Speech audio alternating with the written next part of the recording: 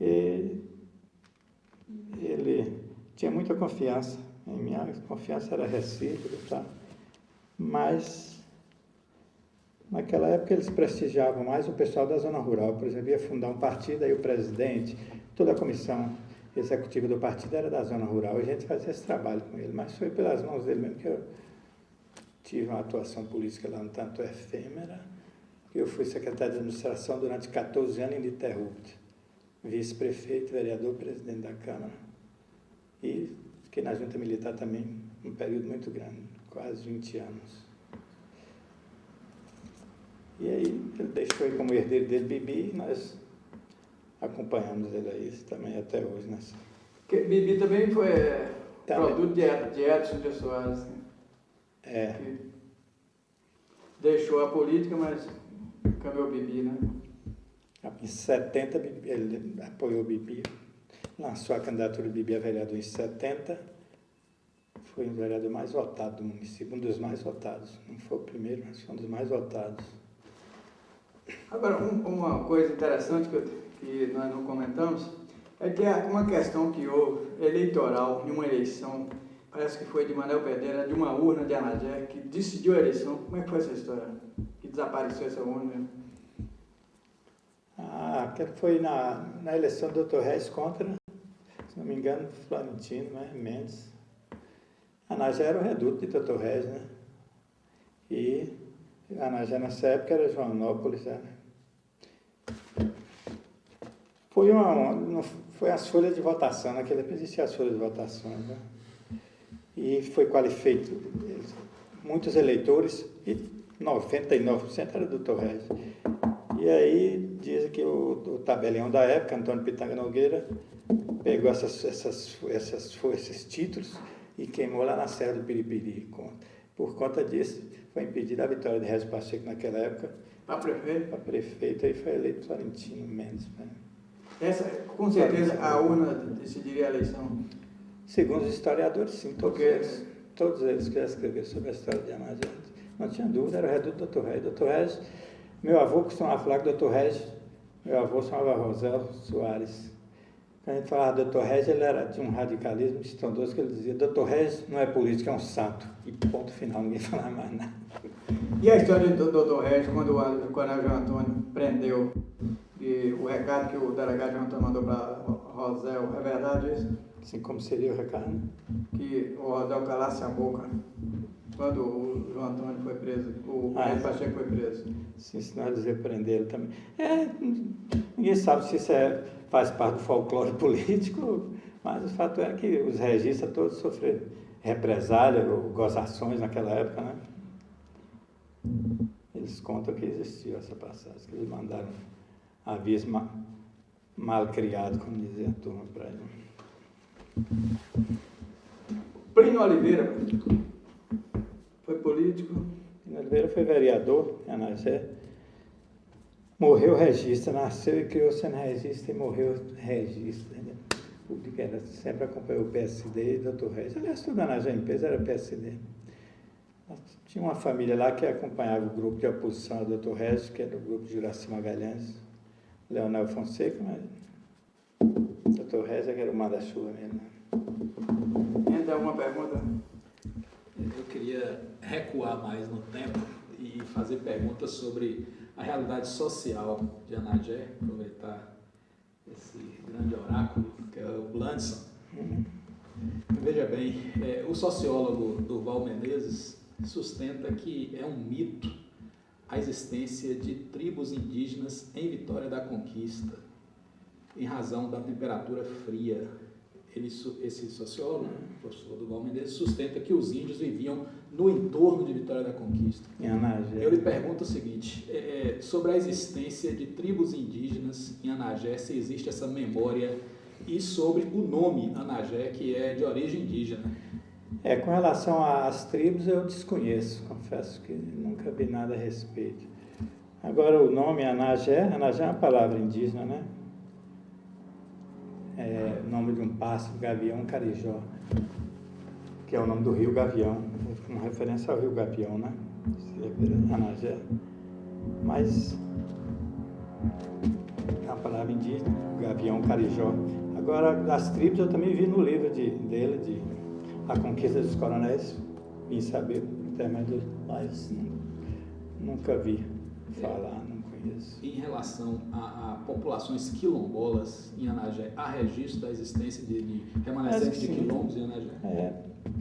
Daqui na metade da estrada aqui para lá, parece que tem aí, fazer como diz o povo, uns quilombos de negros aí.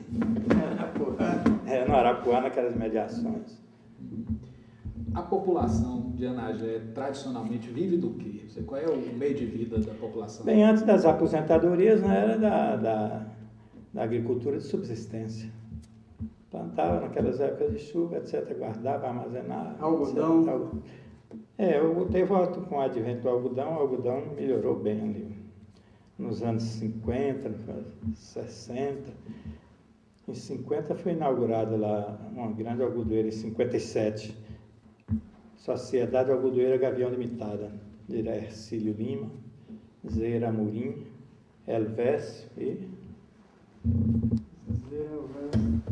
Tinha um quarto que eu me esqueci daqui. Na época era uma das maiores indústrias algodeiras da Bahia. Dizem que até do norte e nordeste do Brasil. E antes era Edson Soares? Sim, antes havia uma usina pequena, não grande, Indústria Algodoeira de Anagé Limitada, que pertenceu a Edson Soares, Jesus Gomes dos Santos e Nena Amorim. E aí, ainda com a existência dessa usina, esse pessoal aí, Os imigrantes. Hercílio Lima, Zeira, Elvésio, montaram essa usina lá, muito grande. Mais tarde, essa usina pequena foi vendida para Itanhaçu. E aí, com o advento do fim do ciclo do algodão na região, essa grande usina foi vendida para o estado de Sergipe. A questão dos imigrantes lá na Anagé. Acho que era... Do Severino. Aqueles pessoal... Seu Herman, Dona Helena. Eles vieram, a maior parte deles, mais de 90% vieram com a primeira usina de algodão que esteve lá. E parece que essa usina, a primeira, foi instalada lá em 55 para 56. Um paraibano de nome de Joaquim Muniz foi lá e instalou essa algodoeira lá e trouxe um pau de arara de nordestino, começou na época, e estão lá até hoje. As descendências deles cresceram, criaram muito, continuam até lá hoje. Ô Blancy, em relação à atividade do artesanato de couro, eu queria que você falasse um pouquinho sobre isso. Os artesãos que trabalhavam com couro. A família Soares praticamente toda trabalhava com couro. Fazia celas, capanga, tudo. Sapatos. Rosel Soares, que era o pai de Bibi, era um artesão. João Soares, que era primo de Bibi. Domingos Soares. Oribe. Esse pessoal, na época, eram os artesãos de lá, gente. E como era essa atividade? Tinha curtume? Eles tinham curtume, eles compravam couro. Quando abatia as reis, eles compravam couro e curtiam lá nas margens do Rio Gavião. Eles tinham curto, Zé Gustavo, que era casado com a Otília Soares, tudo tinha curtume nas margens do rio, e ali eles curtiam o couro. Depois de curtido, que eles faziam sela, capanga, sapato, tudo, cinturões, etc. Na época não existiam essas lojas aí ainda.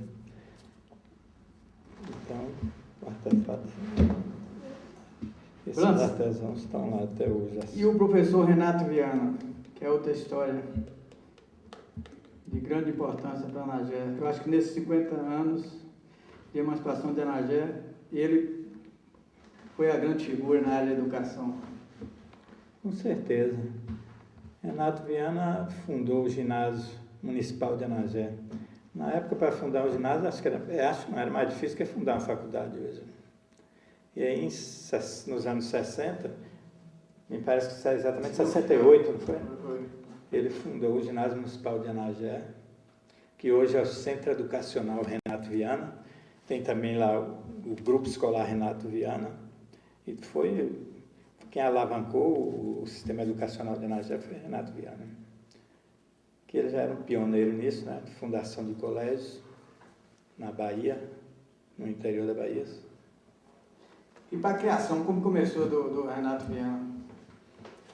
A primeira reunião foi